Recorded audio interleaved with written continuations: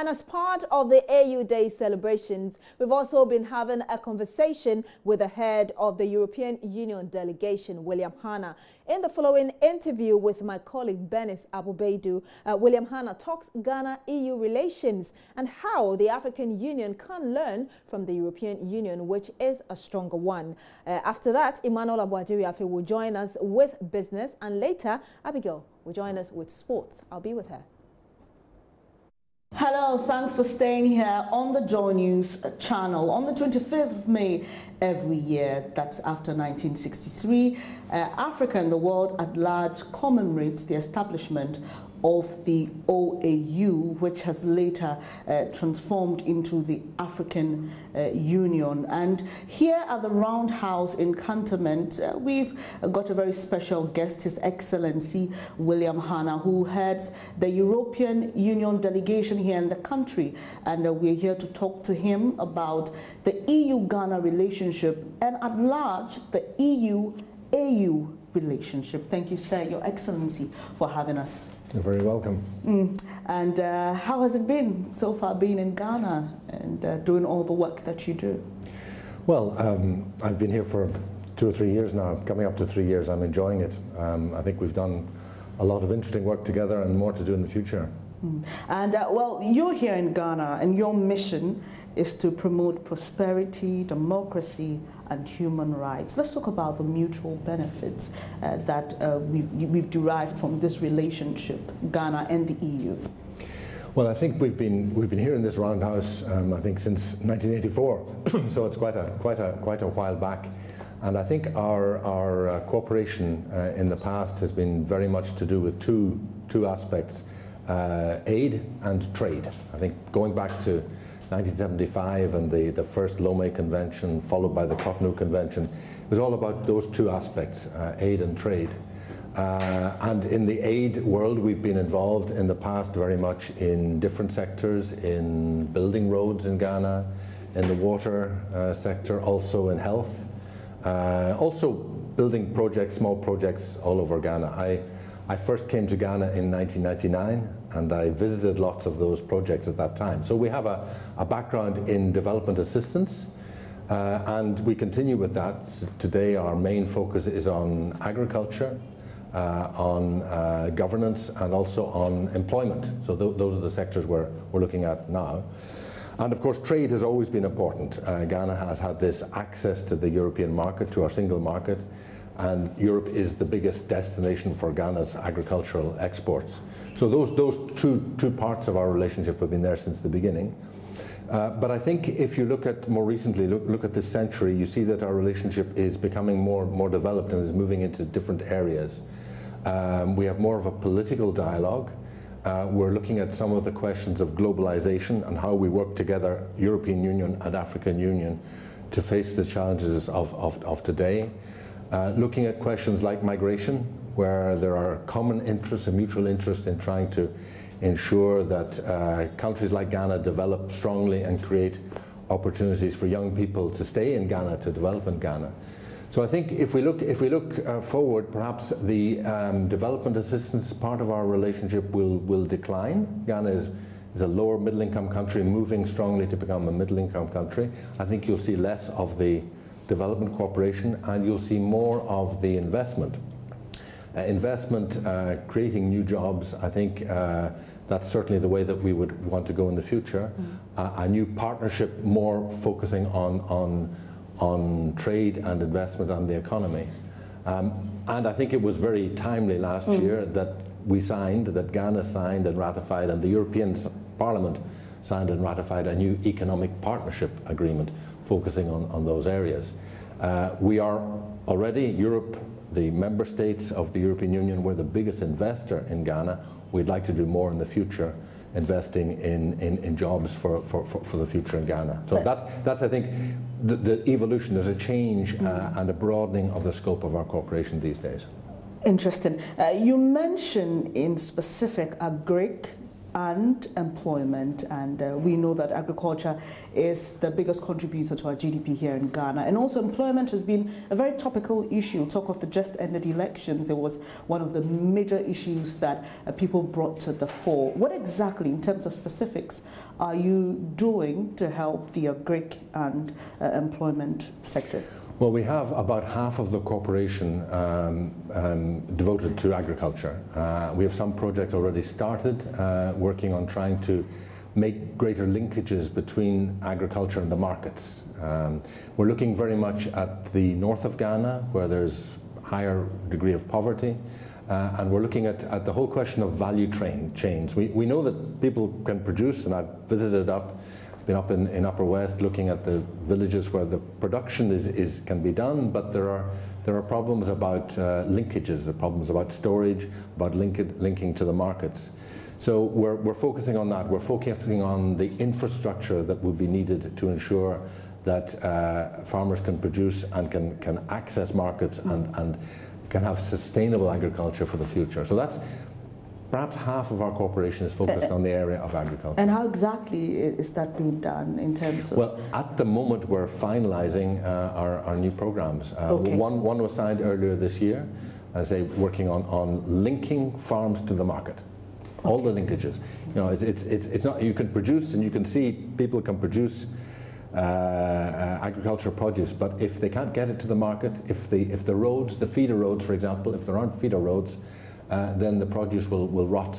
So it's important to have all the linkages in the chain to ensure that from farm to market there's a chain and that the value goes back to the farmer. Mm-hmm. So we're working in that area. We're not alone. We're working with the government. We're working with other development partners. For example, in the European Union, Germany, the Netherlands, France, all of them work in this area as well. And we're trying to combine our efforts in that area. So I'm safe to say you're hoping to invest in building roads and providing storage facilities, is that it? I think we're looking at all the different aspects, and we're not saying this is the one solution. Okay. For one area. What we're saying is you need to look at the production, you need to look at what's required. Dams, irrigation is another area which could be very promising. There's huge scope in the north of Ghana. There's plenty of land, and there are plenty of farmers, but the links are not being made at the moment. So we're looking at that. We're also working, as I say, with other development partners to combine our efforts in that area. Is the EU hoping to partner this government in any of their policies? One district, one dam, one district, one factory? Well, I think I mean we've been engaging with the new government since they were elected, and following very closely the different policies. I think there are some of the areas that the government is focusing on seem to us to make a lot of sense. One would be the focus on the private sector. The private sector as the engine of growth, the private sector creating the jobs for the future. So certainly that emphasis on private sector is one that I think matches with what we think. We think it's important to create a climate where investors feel welcome and where they can come and invest and create jobs and export freely. So that's one area which we think is promising. Another area which I find very interesting is the focus on the environment. A lot of attention being focused on the environment, particularly we've seen recently this campaign against illegal mining, Galamsey. And if you look at that area, and I think people have been looking, the media has been much involved as well as showing people what's happening there, you see the risks of exploiting natural resources without thinking about the long-term consequences. We're not involved ourselves in that area, but two areas where we are involved in Ghana in trying to look at sustainable development are forestry and fisheries. Forestry and fisheries. In the forestry area, Ghana was the first country in the world to sign an agreement, a voluntary agreement to try and control the production of timber and make sure it's legal. Under the FLECT mechanism, which is a mechanism which we also look in Europe at ensuring that timber that arrives in Europe is also legal. As I say, Ghana was the first country to sign that agreement a few years ago, and we're working very closely to see if we can move to licensing, new licensing under that agreement, which would ensure that timber is properly exploited, that the resources are protected, and that the people around the forests also get to benefit from the resources. And fisheries is another area where fisheries is so important to Ghana. So many livelihoods depend on fisheries. And there's a big issue about exploiting the resources. Overfishing, illegal fishing, so many problems there. And it's important to protect the livelihoods of the millions of people who depend on fishing. And there we've been working very closely with Ghana. So I think everything to do with protecting the environment, protecting the resources, and of course we're thinking about the effects of climate change. Last year in Paris there was a very important international agreement. Ghana signed, European Union signed, to try and deal with the question of climate change. And you see the real effects of climate change in this country. It affects the country. The cutting down of forests affects the climate. People know this. And we want to work together both here in Ghana but also at a wider global level to address the question of climate change. So there are lots of areas where we think we can work together, and we will do so in the future. Now, talking about policies, that one of the major policies that this government decided to put in place was tax abolition and also tax reductions. And for example, in the power sector, petroleum, aviation, you had some tax reductions there. How does the EU assess that particular policy? Well, I think we've always followed very closely the macroeconomic policy. In the past, as you know, we had a lot of direct assistance to Ghana's budget, and so it was very important that if we did that, if we provided assistance through the budget, that the overall macroeconomic context would be a good one, would make sense. And we've been worried in the past about the big budget deficits in Ghana. So we continue to follow very closely the economic policies. I think one area well, maybe two areas I should mention. One is the need to increase domestic resource mobilization, to increase the amount of resources which are collected locally to replace the aid from the past. I mean, we know that a lot of resources leave Africa, leave Africa illegally. In fact, more resources leave Africa illegally than aid that comes to the whole of Africa. So there is a question about capturing more of the resources, making sure that more resources are raised locally so that you can reduce dependency on external assistance. And I've been struck by a number of the things that have been done in that area. One is certainly getting the tax regime correct, but another is the whole question of public resource management, public financial management, cutting down on the payroll, cutting down on the ghost workers, something which we have attached a lot of importance to in the past. And all that creates more money to be available to spend on the services that Ghanaians need in education and health. If you don't collect the revenue properly, you don't have the resources to be able to spend in the future. So I think that everything that is done to increase the amount of revenue that Ghana collects itself, and this can be done through stopping corruption, through tightening loopholes, through changing the tax system, perhaps reducing some taxes to collect more in the future is a good thing. As Ghana tries to move beyond aid and to rely much more on its own resources. So we welcome everything that is done to improve public financial management, to tighten these loopholes, and to increase the resources that are raised locally. You speak highly of the Ghana-EU relationship, but there was a major event last year, and starting from the year before, about Brexit. And it's been a conversation a lot of people have had on the effects of Brexit on the EU's relationship with Ghana and even the EU at large, because Britain is a big contributor to the EU, and the EU is a great sponsor of Africa. Talk about all the support in terms of elections, peace building, promoting democracy in the continent. Is the EU-Ghana or the EU-AU relationship going to be affected as a result of Brexit? I don't think so. I mean, I think, well, Brexit occurred last year. We regret it, but we accept it. It's a democratic decision. But I think we've seen, since the initial decision, we've seen a number of developments. The first one, as far as Ghana is concerned, is trade. I mean, I've just mentioned earlier how important trade is. We're the biggest market for Ghana's agricultural exports, and indeed exports, manufactured exports, also can enter our single market without any duties, completely 100% free. And I think some people were wondering last year, should Ghana sign up to the Economic Partnership Agreement? I think it was a good decision to go ahead and do so, because the Economic Partnership Agreement applies to all of the 28 countries of the European Union, including the United Kingdom. So in a way, Ghana has got that access, 100% access to the European market, and will have it because the agreement applies also in the UK. So I think that made a lot of sense. And indeed, when we look at Ghana's exports, actually only a small part of them go to the UK.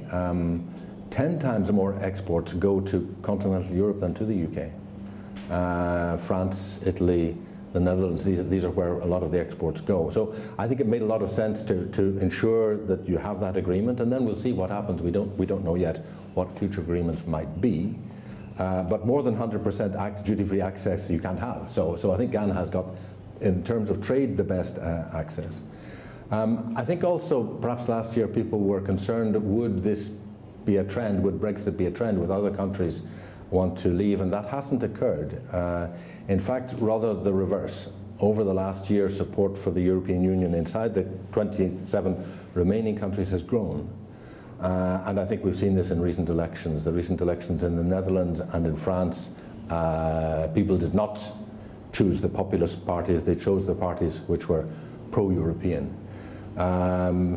We have lots of challenges to face in Europe, as Ghana, as Africa has, with plenty of challenges, but I think we've seen that Europe is coming strong out of this crisis, and the EU will continue to be the first development partner, the first investor, the first trading partner of Ghana afterwards. So we have to see what happens now. The negotiations will be starting in June, and we don't know how they will go. But I can't see the European Union reducing its focus on Africa. I think we will continue to do that.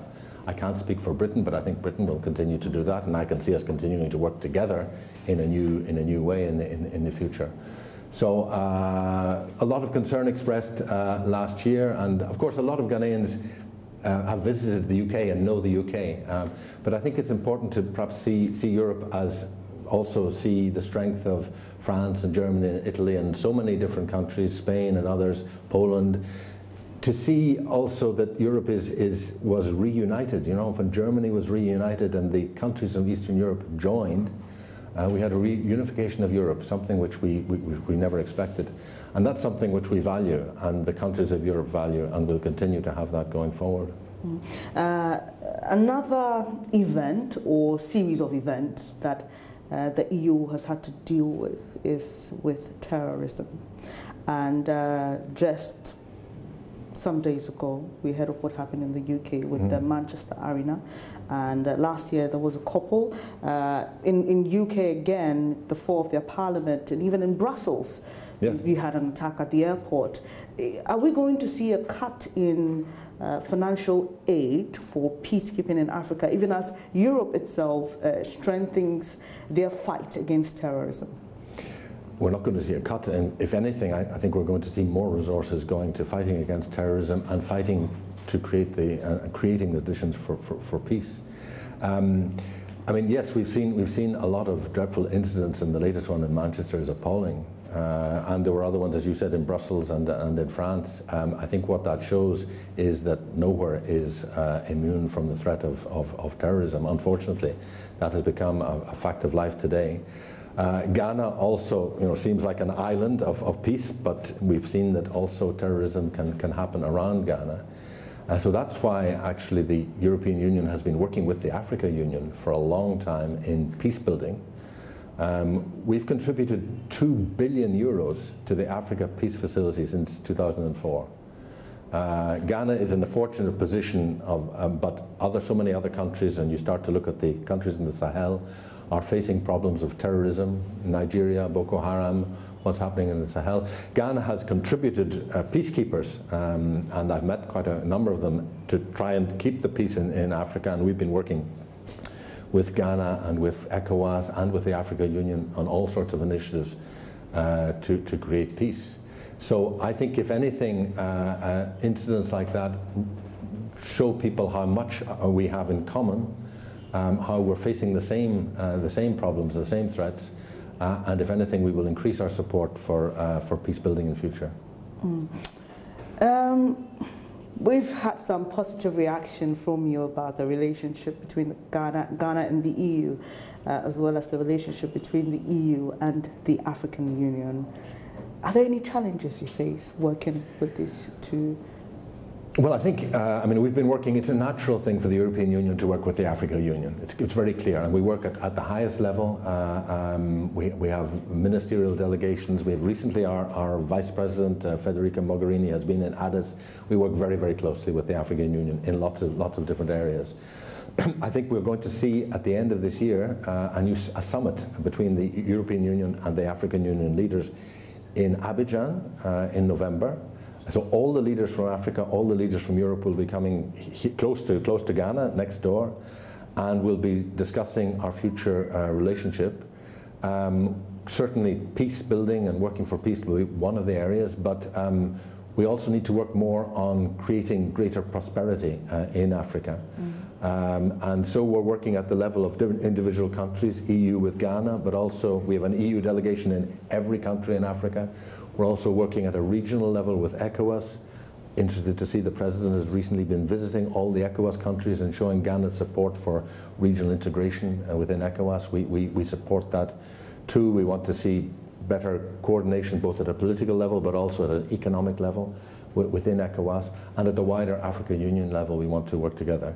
We have launched last year a new investment plan for the whole of Africa. And I think you'll see at that summit at the end of the year a lot of focus on the theme, which is investing in youth. And perhaps if there is indeed a challenge for the future, it's how to create the job opportunities for young people in the future. Just yesterday I was signing an agreement with COTVET, the organization which looks after technical and vocational training in Ghana. We were working with GIZ, the German organization.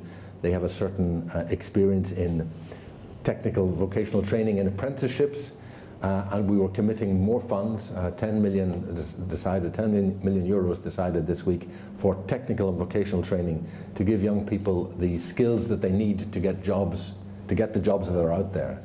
So I think we have to raise our game. We have to work more with Ghana, more with ECOWAS, but more at an African Union level to address some of these questions. And these questions, the reason why we have the European Union, the reason why we have the African Union, is that in today's world, challenges cannot be dealt with by one country. It's clear.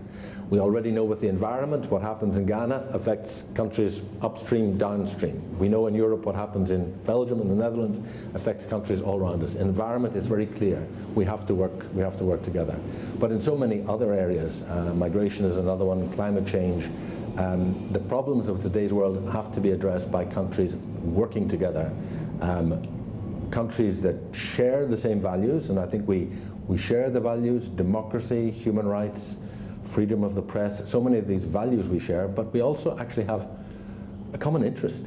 So it's not a question of because something happens somewhere else we will reduce. We actually have a common interest in addressing these questions together as we look to the future. Interesting. Is there any way or is there any area that Ghana can strengthen in terms of its ties with the EU? I think the bilateral relationship is a strong one, and I think you'll see in the coming weeks it will be even stronger with some high-level visits, so that's very encouraging. But I think Europe also sees Ghana as a very key country in Africa. We know its history from independence. We know the leading role Ghana has played also in concepts of Pan-Africanism. We know the role that Ghana has played as a model, this transition, the recent elections, but not the first time. So we see Ghana as a model, and also as a model of a country which is doing well and which can be a zone of stability in a continent where there's a lot of instability. So I think our relationship has different dimensions. One of them is the bilateral one, and we'll try and encourage that, but perhaps even more important is what we do at a regional and international level, working together. So we see leadership coming from Ghana, and that's important. It's important that people should see that it is possible to have democracies that function. It is possible to have leaders who step aside when they lose the elections with dignity. That sends a message, and it is possible for countries to develop strongly in the future, and to move away from aid to move towards a new relationship. So that's where I see the Ghana-European Union relationship as being very important in the years to come. And how can we strengthen it? How can we strengthen it? Through dialogue, through at all levels, when we have the government-to-government dialogue, but also with civil society. Civil society is very strong in Ghana and plays a key role. And we'll be having one of our leaders from Europe coming down in July to talk about how Ghana works with civil society, the role that it can play. But also, if we're looking to this question of youth, investing in youth, we need to take the debate we need to take it outside and to the young people. I've been impressed that the University of Ghana has recently set up a Centre for European Studies. And we've been talking to some of the students there about how they see the future, how they see the opportunities in the future. So I think perhaps we need to widen the dialogue and continue it. And if we have difficulties, we need to discuss them, trying to see where our common interest lies. So, Your Excellency, you speak about some 2 billion euros that have been given to a certain peacekeeping facility. Are you impressed with the way the money has been used so far? Well, the 2 million euros have gone to the Africa Peace Facility, which is set up under the Africa Union, and that's been financing operations all over Africa. And as I said, Ghana participates and contributes also some of its peacekeepers. I've talked to some of the military people who've been involved in these different operations, both in the Sahel, also in South Sudan, throughout Africa. So that's very important work, and Europe will keep up its contribution. I think it's important that Africa also steps up its contribution, because there are so many conflicts, there are so many needs, and that all countries should contribute to those funds. It's a top priority, and I think you'll see at the summit in Abidjan it will also be confirmed as a top priority, because without peace and stability, you can't begin to talk about development. Once you have peace, stability, then it's possible for development to take place. There are so many countries in Africa today which are still facing problems of security, insecurity, terrorism. It's really crucial to work together to address those problems so that those countries can then begin to develop. You mentioned earlier that a leader of the EU will be visiting in June. Can you just, if you don't mind, tell us who that person is? Well, in July we'll have someone coming down, our representative for human rights, who wants to come down and discuss in Ghana, and we'll have some conversations about how civil society works. Because we know that civil society in Ghana is very rich. There are lots of different organizations. We saw last year, for example, in the run-up to the elections, how civil society worked through many things, through the observation that they did, through their work for peace, working with communities. And I think the idea is that perhaps we can learn, maybe the model that Ghana has, the very rich involvement of civil society, could be something that could be spread, could be used in other African countries, and that we can have a dialogue with that. So that's the sort of thing we're trying to do. You were asking me earlier how we could strengthen our relationship. I think we need to broaden the dialogue, have more people involved, and more people looking at what works. Of course, you can't just repeat one thing in another part of the world. The European Union and the African Union, you can't just repeat the same model. You have to adapt a model to the situation you find yourselves in. Nevertheless, there are some lessons that you might learn from different models, and I think there's a lot we can learn from Ghana. Talking about lessons, is there anything on this day as we commemorate the African Union, the African Union Day, is there anything the AU can learn from the EU? Obviously, the EU is way older than the AU. Not sure if we're older than the OAU, you'll have to check that, but I think... not the OAU, the AU. Well, yeah, the AU is more recent. It's true. Yes, in 2001. But, yeah, and the context is different. There are more countries, and Africa is so big, so huge. Europe is really quite small in size.